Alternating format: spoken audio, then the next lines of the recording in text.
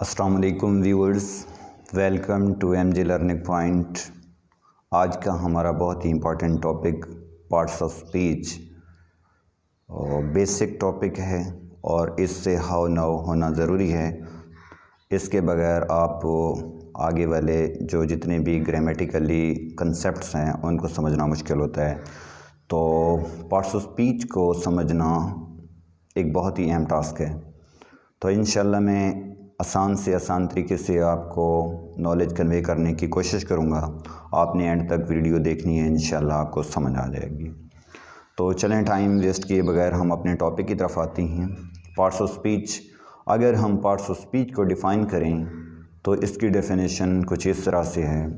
Words are divided according to their use and functions. अल्फाज को हम उनके इस्तेमाल और उनके फंक्शन, उनके कामों के लिहाज से जो डिवाइड करते हैं, तकसीम करते हैं, इन्हें पार्ट्स ऑफ स्पीच कहते हैं। In English grammar there are 8 parts of speech. English grammar में टोटल 8 पार्ट्स ऑफ स्पीच होते हैं, जिनके नेम कुछ इस तरह से हैं। Noun, pronoun, verb, adverb, adjective, conjunction, interjection, preposition. First noun को हम डिस्कस करते हैं। Noun, a noun is the name of a person, place, thing, event, idea, quality, action और स्टेट। यानी नाउन सिर्फ पर्सन, प्लेस या थिंग से मुराद ये नहीं है कि कोई एक चीज़ हो सकती है, पर्सन हो सकता है या प्लेस, बल्कि इससे मुराद कोई आइडिया भी हो सकता है, क्वालिटी भी हो सकती है, एक्शन भी हो सकती हैं, आपके इवेंट्स भी हो सकती हैं, स्टेट भी हो सकती है। तो इनकी एग्जांपल्स को डिफ़ाइन करते हैं। अगर आप पर्सनस की बात करें, इसमें आ सकता है boy, girl, cook, Ali, Ahmad, यानी किसी भी चीज़ का नाम आ सकता है पर्सनस में, जो पर्सनस का नाम हो। तो प्लेस को अगर हम देखें तो प्लेस की एग्जांपल आप दे सकते हैं। स्कूल है, होटल है, कॉलेज है, हाउस है, किचन है, ये प्लेस में शुमार होती हैं। थिंग को देखें तो बुक है, कार है, चेयर है, सेल फ़ोन है, पेन है, जितनी भी चीज़ें हैं थिंग्स में से आप उनके नेम ले लें तो वो थिंग में कंसिडर की जाती हैं। इवेंट को देखें तो इवेंट में देखें वर्ल्ड वार 1, डिफेंस डे, इस तरह के जितने भी आपके इवेंट्स, वाक़यात हैं, ये इवेंट्स, ये नाउन आ गए। उसके बाद आइडिया को देखें। आइडिया आपका लव हो सकता है, ट्रुथ हो सकता है, जस्टिस हो सकता है, तो ये भी आपके नाउन में कंसिडर किए जाती हैं। उसके बाद क्वालिटी होता है, तो क्वालिटी में आप देखें क्लीनलीनेस है, डिग्निटी है, तो ये तमाम की तमाम चीज़ें नाउन को ही डिफ़ाइन करती हैं। दुनिया में जितनी भी चीज़ें हैं उनका कोई ना कोई नेम होता है जिनकी मदद से आप उनकी पहचान करते हैं, तो ये तमाम की तमाम चीज़ें नाउन को ही रिप्रेजेंट करती हैं। उसके बाद सेकंड पार्ट ऑफ स्पीच जो है आपका प्रोनाउन है। वाइडली यूज्ड होने वाला है, ये बहुत ज़्यादा इस्तेमाल होता है। अ word which is used instead of noun. ऐसे वर्ड्स जो आप नाउन की जगह इस्तेमाल करते हैं उन्हें प्रोनाउन कहते हैं, क्योंकि आप हर जगह हर सेंटेंस में नेम इस्तेमाल नहीं करते। एक बार अगर आपने नेम यूज़ कर दिया तो बाद में आपको उसके प्रोनाउन यूज़ करना पड़ते हैं। प्रोनाउन में 3 पर्सन्स होते हैं, इनको डिटेल के साथ मैंने लिख दिया है। जैसे first person I, my, me, we, our, us. Second person में होता है यू, यूअर, यू। और थर्ड पर्सन में he, his, him, she, her, they, their, them, it, its, it. उसके बाद थर्ड पार्ट ऑफ स्पीच की तरफ आती हैं, वेरी इंपॉर्टेंट, वर्ब।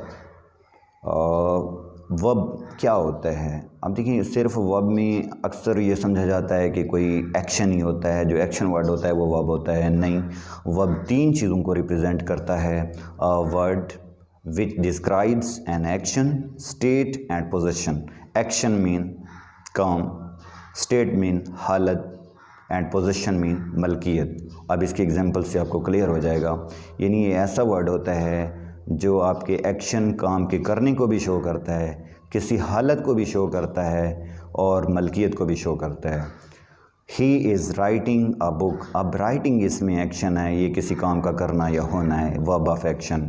नेक्स्ट देखें, ही इज़ अ डॉक्टर। इसमें अब इज़ जो है ये आपका वर्ब ऑफ स्टेट है। ये स्टेट बता रहा है कि व्हाट अ पर्सन इज़, कि वो शख्स क्या है। ही इज़ अ डॉक्टर, वो एक डॉक्टर है। और इस तरह हमारा ये जो वर्ब है, वर्ब ऑफ स्टेट है इज़, ये सब्जेक्ट और ऑब्जेक्ट को आपस में लिंक कर रहा है, इसे आप लिंकिंग वर्ब भी कह सकते हैं। उसके बाद नेक्स्ट देखें आप, आई हैव अ कार। इसमें हैव पोजेशन को, मलकियत को शो करता है। I have a car verb of possession, तो ये भी सब्जेक्ट और ऑब्जेक्ट को आपस में लिंक कर रहा है, इसे लिंकिंग वर्ब भी कह सकते हैं और ये वर्ब ऑफ पोजेशन है। उसके बाद 4 टाइप पे आते हैं। एडवर्ब। एडवर्ब भी बहुत इम्पोर्टेंट एक हमारा पार्ट ऑफ स्पीच है। इसको डिफ़ाइन कुछ इस तरीके से करते हैं, a word which is used to qualify any part of speech except noun और प्रोनाउन। यानी ऐसा वर्ड जो नाउन या प्रोनाउन के अलावा बाकी तमाम पार्ट्स ऑफ स्पीच के मीनिंग में कुछ ना कुछ इजाफा कर दे, उनको क्वालिफाई करे, उसे एडवर्ब कहते हैं। इसकी एग्जांपल देखें, ही वॉक्स क्विकली, वो तेज़ी से चलता है। अब देखें क्विकली जो है ये एडवर्ब है और वॉक्स वर्ब है। ये क्विकली जो है वर्ब को क्वालिफाई कर रहा है, तो क्विकली वर्ब का एडवर्ब हुआ। नेक्स्ट एग्जांपल में देखें, ही वॉक्स वेरी क्विकली। अब वेरी जो है क्विकली के मीनिंग में इजाफा कर रहा है। पहले था कि वो तेज़ चलता है, अब आ गया वो बहुत तेज़ चलता है, यानी कि तेज़ के मीनिंग में इजाफा हुआ है, बहुत तेज़। पहले था जस्ट तेज़, अब है बहुत तेज़। तो वेरी ने क्विकली के मीनिंग में इजाफा कर दिया। वेरी भी एडवर्ब है और क्विकली भी एडवर्ब है, तो वेरी जो है ये एडवर्ब ऑफ एडवर्ब हुआ। उसके बाद देखें, the baby was so cute. Cute adjective है और सो जो है एडवर्ब है कि बच्चा बहुत प्यारा था। सो किसको क्वालिफाई कर रहा है? एडजेक्टिव को। पहले था जस्ट, अगर हम सो ना लिखें और द बेबी वाज क्यूट, बच्चा प्यारा था, हमने लगा दिया the baby was so cute. So ने इजाफा कर दिया कि बहुत प्यारा था, कि बच्चा बहुत प्यारा था, प्यारे के मीनिंग में इजाफा हुआ, तो सो एडवर्ब ऑफ एडजेक्टिव हो गया। He threw a ball exactly over my head.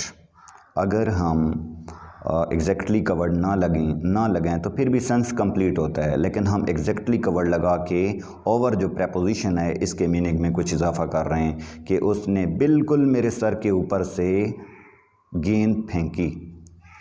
Over mean ऊपर, ये प्रपोजिशन है, और एग्जैक्टली मीन बिल्कुल। पहले था जस्ट ऊपर, अब है बिल्कुल ऊपर, तो एग्जैक्टली ने प्रपोजिशन की मीनिंग में इजाफा कर दिया, ये एडवर्ब ऑफ प्रपोजिशन बन गया। इसी तरह अगर हमारी नेक्स्ट एग्जांपल जो है, I dislike him simply because he is a liar. अब ये जो वर्ड सिंपली है बिकॉज कंजंक्शंस को क्वालिफाई कर रहा है, इसके मीनिंग में इजाफा कर रहा है, इस तरह ये एडवर्ब ऑफ कंजंक्शन बन गया, क्योंकि बिकॉज जो है वो कंजंक्शन है। हम अपने नेक्स्ट पार्ट ऑफ स्पीच की तरफ बढ़ते हैं। और नंबर 5, एडजेक्टिव। एडजेक्टिव क्या होता है? एडजेक्टिव से मुराद आमतौर पर कोई खूबी, खामी, क्वालिटी मीनिंग लिया जाता है इसका, और इसको डिफ़ाइन इस तरह करते हैं, a word which is use to qualify noun और प्रोनाउन। ऐसा वर्ड जो नाउन या प्रोनाउन को क्वालिफाई करता है, यानी इनके मीनिंग में कुछ इजाफा कर देता है, इनके मुतालिक हमें कुछ एक्स्ट्रा इन्फॉर्मेशन दे देता है, तो उसे एडजेक्टिव कहते हैं। इसकी एग्जांपल बड़ी कॉमन सी हैं, सिंपल सी हैं। अ रेड शर्ट। अब देखें, शर्ट हमारे पास नाउन है, हमने साथ रेड लगा दिया जो इसकी क्वालिटी को शो कर रहा है कि किस तरह की शर्ट थी, कौन सा कलर था, वो रेड शर्ट थी। A poor man. अब पुअर जो है ये क्वालिटी को शो कर रहा है कि वो गरीब आदमी है। थर्स्टी क्रो, प्यासा कौवा, ये भी एक क्वालिटी को शो कर रहा है, हमें क्रो के मतलब बता रहा है कि कौवा क्या था, इसके मतलब एक्स्ट्रा इन्फॉर्मेशन दे रहा है कि वो प्यासा कौवा था। Clever boy. अब हम जस्ट बॉय बोलते, इसका मीनिंग लड़का है, ये नाउन है। क्लेवर ने इसके मीनिंग में कुछ इजाफा कर दिया कि वो एक चालाक लड़का है। तो ऐसे तमाम वर्ड्स जो नाउन या प्रोनाउन के मतलब हमें एक्स्ट्रा इन्फॉर्मेशन देते हैं, उन्हें एडजेक्टिव कहते हैं। उसके बाद हमारा नेक्स्ट कंजंक्शन है, 6 पार्ट। कंजंक्शन को डिफ़ाइन कुछ इस तरीके से करती हैं कि a word which is use to join words और sentences. Words which is used to join, a word which is used to join words और सेंटेंसेस, यानी कि ये ऐसे अल्फाज होते हैं जो आपके नाउन या प्रोनाउन को या पार्ट ऑफ सेंटेंसेस को जॉइन करवाते हैं। इसकी एग्जांपल में देखें, मैंने एग्जांपल में लिखा है, Ali and Ahmad are friends. Ali और अहमद दो नाउन हैं, इनको आपने एंड के ज़रिए जॉइन करवा दिया है, तो ये कंजंक्शन है। आप एक सेंटेंस लिखती हैं, I can not come to school because I am ill. आपने बिकॉज के जरिए 2 पार्ट ऑफ सेंटेंसेस को ज्वाइन किया है। I can not come to school, ये एक पार्ट ऑफ सेंटेंस है। आई एम इल, ये भी एक पार्ट ऑफ सेंटेंस है। 2 पार्ट ऑफ सेंटेंसेस को बिकॉज के जरिए आपने जोड़ दिया, तो ये आपके कंजंक्शन बन गए। इसी तरह but, therefore, so, if, since, इस तरह के जितने भी वर्ड्स हैं इन्हें आप कंजंक्शन कहते हैं। सिंपल वर्डिंग में आप joining words are called conjunction यूँ भी कह सकते हैं। उसके बाद नेक्स्ट आप इंटरजेक्शन की तरफ आती हैं। तो इंटरजेक्शंस को डिफाइन कुछ इस तरीके से करती हैं, a word which is use to express some sudden feeling of joy, sorrow और वंडर। ये ऐसे अल्फाज होती हैं जो आपकी अचानक खुशी, गम या हैरत को शो करती हैं, और इसमें ये वाले अल्फाज इस्तेमाल किए जाते हैं। जैसे अगर खुशी का वर्ड है तो आप कहते हैं hurrah, we won the match, alas, she is dead. और इसी तरह वंडर के लिए आप व्हाट या हाउ यूज़ करते हैं। लास्ट हमारा part of speech very important, जो पंक्चुएशन के लिहाज से भी एक बहुत इम्पॉर्टेंट होता है। तो प्रेपोजिशन बड़ा एक सिंपल सा पार्ट ऑफ स्पीच है, इसको अगर आप अच्छे तरीके से देख लें तो ये आपका कॉन्सेप्ट क्लियर हो जाता है कि words like in, on, at, इस तरह के जितने भी वर्ड्स होते हैं यूज विद नाउन और pronoun to show the relationship with other words in a sentence, कि जितने भी ये प्रपोजिशंस के वर्ड्स होते हैं ये नाउन या प्रोनाउन से पहले इस्तेमाल होते हैं और ये सेंटेंस में दूसरे अल्फाज के साथ आपका रिलेशनशिप शो करते हैं। इसकी एग्जांपल्स देखें। The book is on the table. अब ऑन जो है देखें हमने द टेबल से पहले लगाया, नाउन से पहले लगाया है, और ये सेंटेंस में जो दूसरे वर्ड्स हैं इनके साथ रिलेशनशिप को जोड़ रहा है कि किताब मेज़ के ऊपर है। She is fond of music, वो मौसीकी की शौकीन है। आई एम एट होटल, मैं होटल पर हूँ। ये एट, ऑफ, ऑन, इन, जितने भी वर्ड्स हैं जो नाउन या प्रोनाउन की पोजीशंस को शो करते हैं कि वो किस पोजीशन में हैं। The book is on the table, अब ऑन पोजीशन को ही शो कर रहा है कि किताब मेज़ के ऊपर है। The cat is under the table, अब अंडर जो है देखें वो पोजीशन को ही शो कर रहा है कि बिल्ली कहाँ है, मेज़ के नीचे है। वी आर एट होटल, हम होटल में हैं, तो ये एट किस को शो कर रहा है, पोजीशन को ही शो कर रहा है। Thank you watching for my video.